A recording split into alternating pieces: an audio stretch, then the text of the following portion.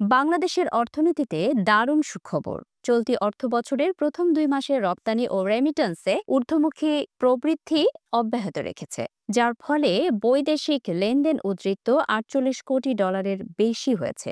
বাংলাদেশ ব্যাংকের তথ্য অনুযায়ী জুলাই আগস্টে আমদানি প্রায় ১০% বেড়ে ১,০৮০ কোটি ডলারে পৌঁছেছে।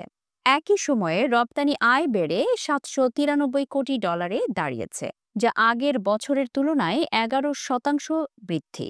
তবে বাণিজ্য ঘাটতি ২৯৬ কোটি ডলার, যা সামান্য বৃদ্ধি পেয়েছে।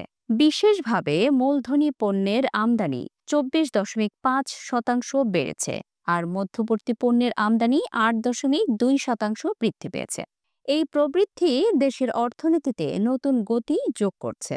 অর্থনীতিবিদদের মতে, সরকার পরিবর্তনের পর অর্থ পাচারের সুযোগ কমেছে এবং বৈদেশিক মুদ্রার রিজার্ভ প্রায় ৩২ বিলিয়ন ডলার ছড়িয়ে গেছে, যা আগের থেকে ৮ বিলিয়ন ডলার বেশি।